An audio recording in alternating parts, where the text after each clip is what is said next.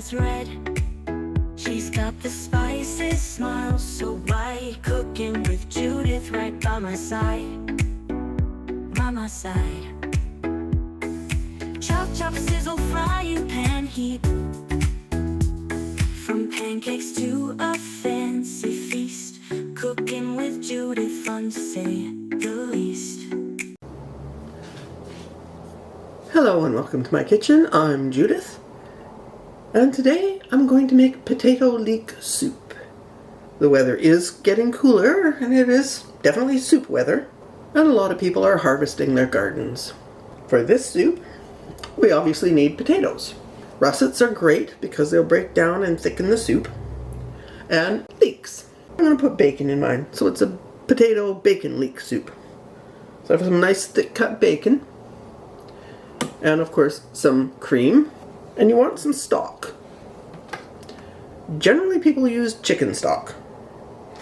I had the choice, chicken stock cube, because my chicken stock's frozen, or a beautiful, if that's going to focus, organic, vegan bouillon cube. So that's what I went with, just for fun. So first thing we want to do is fry our bacon. So I'm going to use about 200 grams of thick cut bacon and cut it up into 1-inch pieces and fry it until we get all the fat out, or most of it. So let's start cooking. So while we're waiting for our bacon to cook, we need to deal with our leeks. I have 3 lovely leeks here. I think I'm only going to use 2. Let me take that one away.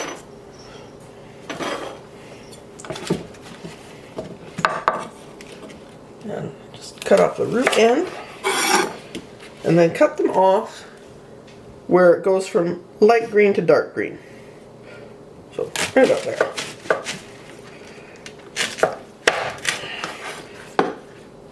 Don't throw these away.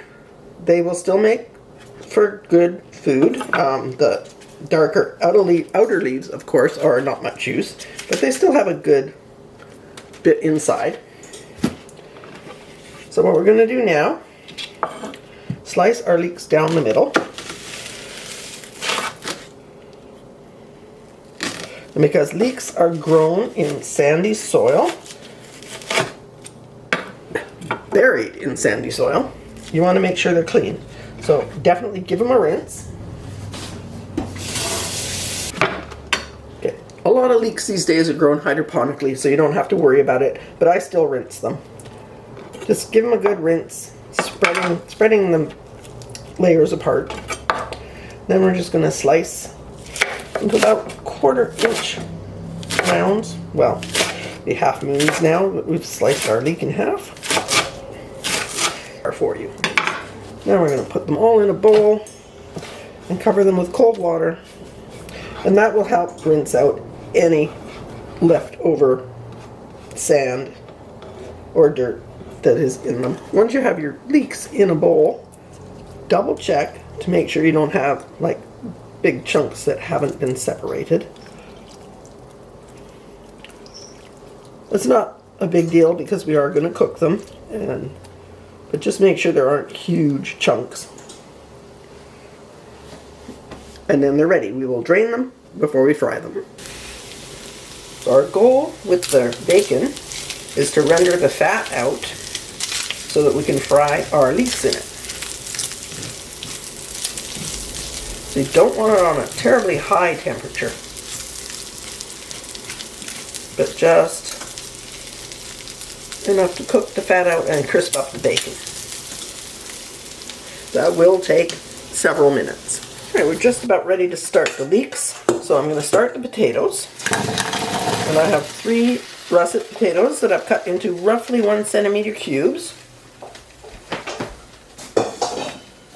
Don't worry, you don't have to be accurate. Some are bigger than others, but that's okay. Some will break down in the soup, others will stay as chunks. And I'm going to add 4 cups of my vegetable stock. And like I said, you can use chicken stock. I'm just going to do it with vegetable stock today. Then we're going to put the lid on, bring it up to a boil, and let it cook for about 15 minutes until the potatoes are tender. Now that we've got our bacon crisp, or most of it is, and fat is in the pan, we're going to remove the bacon. I'm using a fish slice to do that, just so I can keep the fat in the pan.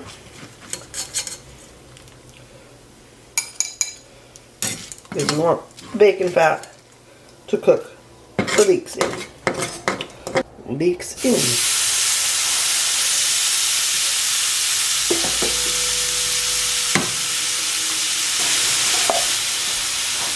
Now leeks will release a lot of water, so you may not need to add any fat at all. And it's looking like nothing sticking. Fat is basically just for flavoring anyway. So now we're going to take the time to let the leeks cook. And this also deglazed the bottom of the pan, which is nice. Okay. Let's just give it some time to let the leeks cook. As you can see, as the leeks cook, they do cook down quite a lot. Kind of like onions. So don't worry about it. That is what is supposed to happen. We want them soft and yummy, so they need a bit more time. And let's check the potatoes. Let's see, potatoes have been cooking for 15 minutes. And I've had them at a very low simmer, so no, they're still need some time. So let's give them another 10 minutes. Okay, 10 minutes later, my leeks are cooked down. And my potatoes, let me just check, are soft. So heat's going off there. We're going to take the leeks off the burner. We're actually just going to switch burners.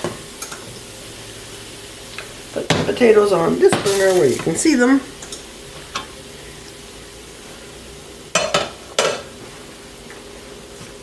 And yes, they're still bubbling like mad.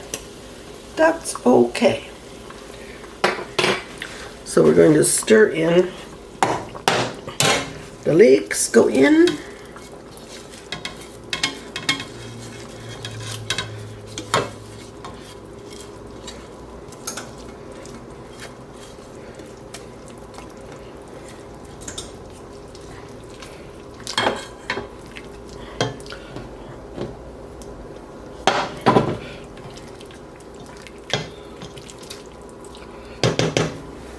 And you can put the bacon bits in. I'm not going to put them all in. We'll save some for garnish. So that's some of the bacon bits, just for flavor.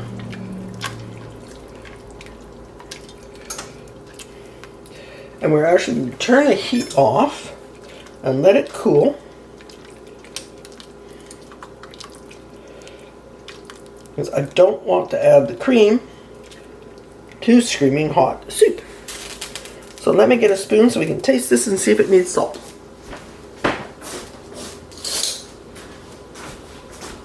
Always taste.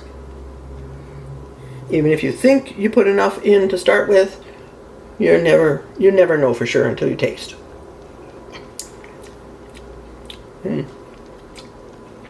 Very potatoey. Not much else. I think we need some salt and pepper. So I'm going to always start slow, just a little pinch of salt.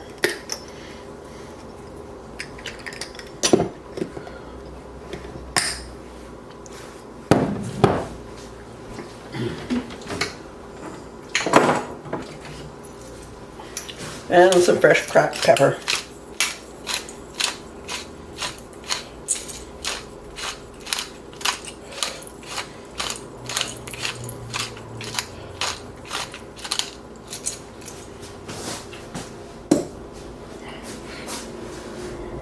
Stir.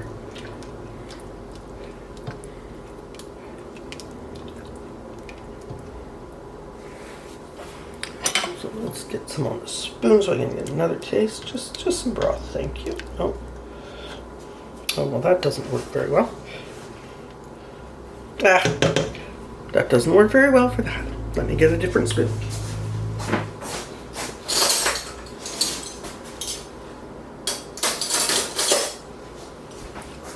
Okay.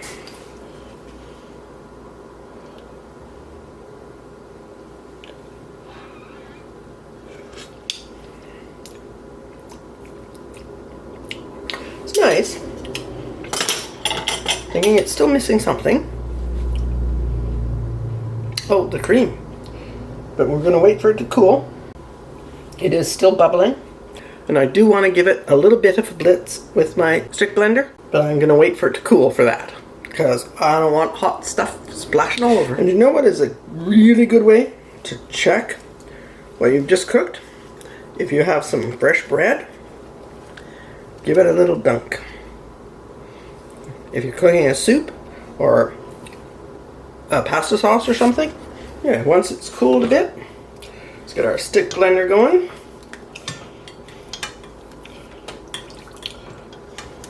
Turning, oh there, that one. Pushing the wrong button. Of course.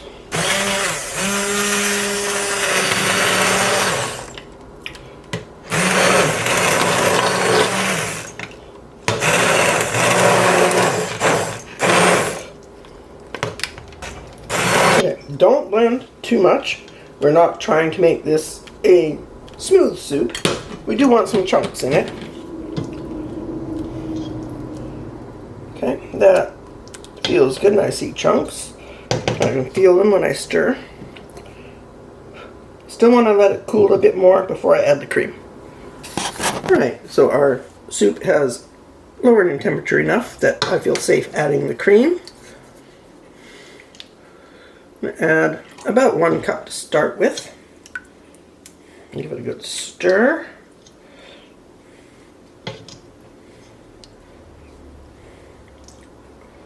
Doesn't that look so much prettier?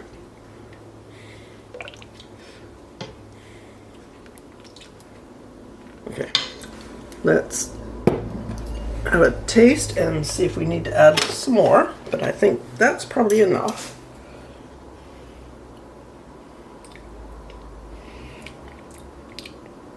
Oh, that's lovely.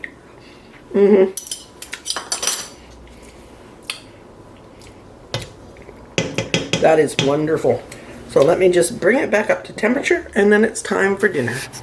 Okay, final touch, because as you noticed, I did not add all of the bacon bits to the soup as I cooked it. I'll put a few bacon bits as garnish. And let's get a taste of our soup. And I know that's kind of silly because I've already been tasting it all afternoon while cooking it, but now that it's finished, we need a taste.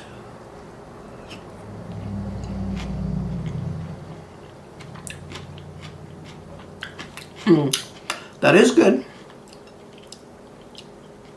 And the green onion gives it a little extra hit of onion flavor. Move you over there.